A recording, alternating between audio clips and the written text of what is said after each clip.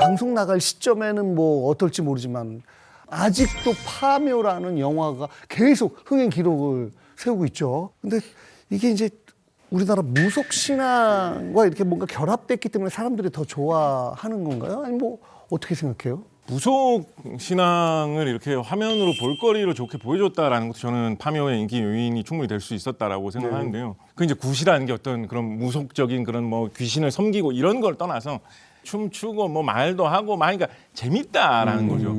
우리나라 무형문화재 9호로 지정되어 있는 게 충청남도 부여에서 내려오는 은산별신제라는 굿인데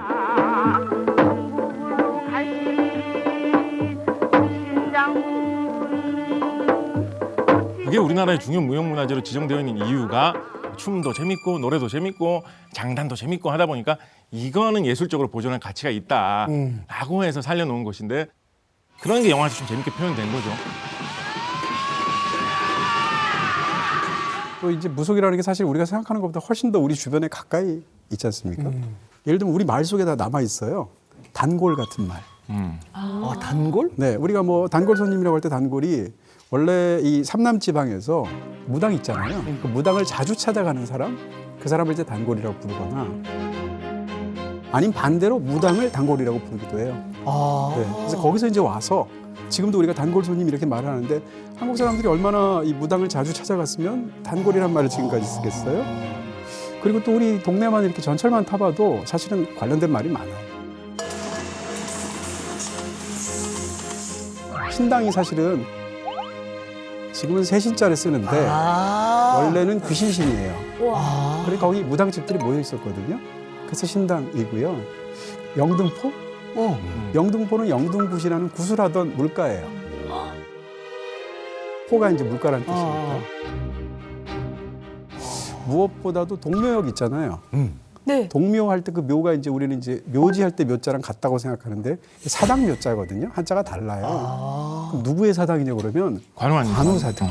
관우. 그 유비 관우 장비할 맞아요. 때 거예요. 가 보시면 지금도 그 상 아, 관우 있어요. 상이 네. 이렇게 조각상 있습니다. 그래서 원래 동묘지만 동관왕묘거든요. 네, 명나라 군대가 임진왜란에 와서 이제 조선하고 같이 싸우게 됐잖아요. 그렇게 돼서 이제 승리를 했을 때 이 관우를 이제 군신으로도 믿고 재물신으로도 믿거든요. 그런 상황에서 관우의 은덕으로 우리가 전투에서 이겼다라고 생각을 해서 이 명나라로부터 한국으로 관우 신앙이 옮아오게 됐어요.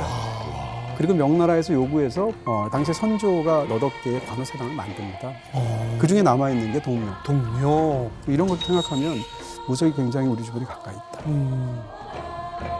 근데 이동진 평론가님은 또 공교롭게 평점을 좀 낮게 줬다고 하더라고요. 네네.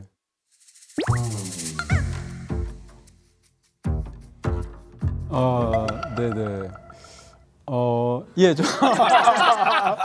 저희는 이제 영화 프로그램이 아니니까. 네. 네. 개인적으로는 약간 이제 아쉬운 면도 있었는데요. 근데 제가 찾아보니까 1,000만 명 넘은 영화 중에 공포 영화로 분류할 수 있는 영화가 부산행밖에 없어요.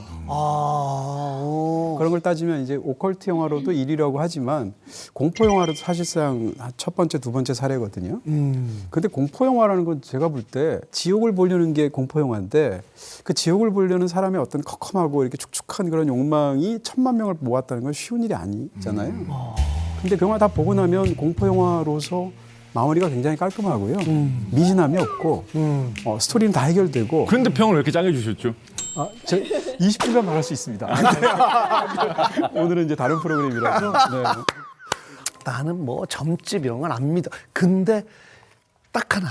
진짜 신병을 알아서 뭐 무병을 알아서 무당이 된 나는 그런 사람은 좀 가서 뭐 이렇게 뭐 물어보곤 해. 뭐 그런데 그 무당들은 그냥 무병을 앓지 않은 사람은 진정한 무당이 아닌 거예요? 뭐 어떤 거예요? 그렇기도 하고 아니기도 합니다. 그래요? 이게 약간 이제 전통적인 사회로 말씀을 드리면 대략 중부지방, 그러니까 서울 북부지방 이쪽 사람들은 지금 말씀하신 대로 무병을 알아서 무당이 되는 과정을 거쳐요. 그것을 보통 이제 강신무라고 하거든요. 신이 내렸다고 그래서. 근데 삼남지방 있잖아요. 아까 말씀드린 뭐 전라도, 경상도 이런 쪽. 삼남지방에서는 세습무예요. 그러니까 부모가 무당이면 자녀도 무당이 되는 케이스. 삼남지방에서는 기본적으로 세습무들은 강신 경험이 없습니다. 그리고 영역도 따로 없어요. 아. 뭐 그렇기 때문에 어떻게 생각하면 강신 경험이 있고 신병을 알아야 무당이 될 수 있다라는 건 한 반만 맞는 얘기인 거죠.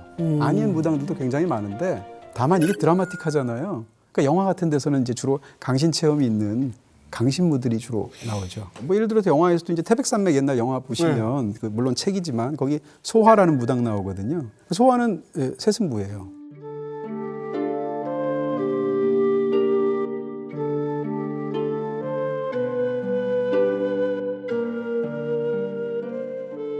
근데 우리가 알고 있는 이번에 파묘라든지 뭐 그런 이럴 경우에는 이제 강신무 이런 식으로 차이가 있는데 요즘은 바뀌어서 어떻게 생각하면 강신무는 약간 전국구 같은 거고요.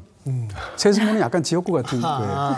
그러면은 진짜 개인적으로 궁금한 건데 숯불에 손을 넣거나 막 칼을 입에 물거나 막 작두 타고 이런 거는 어떤 기운이 왔기 때문에 할 수 있는 거 아니면 진짜로 끝까지 참는 거예요? 나는 좀 말이 안 된다고. 일 악물고 무당이니까. 네. 또 많은 그 무속에 관한 오해 중에 하나가 무당들은 다 작두 탄다고 생각하는데 그렇지 않거든요. 아 그래요? 예, 무당은 이제 몸주라고 그래서 몸주가 뭔가 하면 이제 몸의 주인으로 모시는 신이에요. 그러니까 근데 그 신이 작두 장군이나 작두 대감이나 이렇게 부르는 그 신을 몸주로 모신 무당만 작두를 탈 수 있어요. 그러니까 그런 면에서 모든 무당이 다 작두를 타는 것은 아니다. 이게 제가 되게 재밌는 얘기를 들은 게 어느 다큐멘터리 PD님이 작두 타는 무당 장면을 찍으려고 가가지고 카메라를 이렇게 준비하고 촬영 준비를 했다는 거예요. 근데 실제로 여러 명이 피를 철철 흘리면서 그런 경우도 많아요. 그 작두 위에 올라갔는데 촬영이 안 돼가지고 결국 비켜봐 해가지고 정말 작두 타는 좀 경험 있는 분이 실제로 탔는데 나중에 가서 이제 궁금증 때문에 다리 한번 볼 수 있을까 했는데 굳은 살이 굉장히 많이 배겨 있어가지고 그러니까 이게 여러 번 피 흘리면서 피 난 데가 또 아물고 또 아물고 또 아물고 우리 손에도 이렇게 굳은 살이 배기잖아요. 그러한 과정을 통해서 조금 딱딱해진 발을 가지고 계신 게 아닌가라는 조심스러운 짐작을 하셨던 PD님이 있는데 체중 관리도 해야 되고 식단 조절도 해야 되고 그 다이어트 때문에 또 신경도 많이 쓸 것 같긴 해요. 이 얘기도 있어요. 방송국에서 버닝 선 이러면 최면에 걸리는 거 있잖아요. 최면에 걸리는 거 있잖아요. 버닝썬이 아니라 레드썬. 버닝썬이 아니라 레드썬.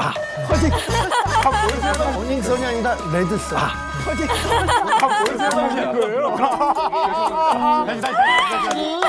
오늘 첫 텐데 바로 폐지될 뻔했잖아요. 죄송합니다. 제 생각에 앞에 말씀하신 거 다 편집되고 이것만 나가요. 그 장면 어딘지 알겠다. 네. 그래서 다시 가겠습니다. 아니요, 뭘 다시 가? 그냥 하세요. 다른 프로그램 몰라도 이 프로그램은 그냥. 네.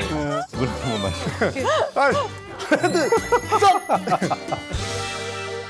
그 실제로 최면도 굉장히 유명해서 이렇게 레드선 이러면 최면에 걸렸다는 그 이야기가 짤로도 많이 돌잖아요. 거기에 주인공으로 나오셨던 배우님을 우연히 한 방송에서 백스테이지에서 뵀어요. 그날 스케줄이 엄청 많아가지고 레드선 이러면 최면에 걸려야 되는데 걸릴 때까지 기다릴 새가 없었대요. 그래서 최면군이 연기를 하고 넘어가고 다음 방송 스케줄을 시작하는. 그러니까 실제로 최면도 법의학에서 사용하는 제대로 된 최면이 있기는 하지만 이제 방송에 보여지는 영화에 보여지는 많은 최면의 경우에는 그런 방식으로 최면에 걸릴 수 없는 상황도 많았다.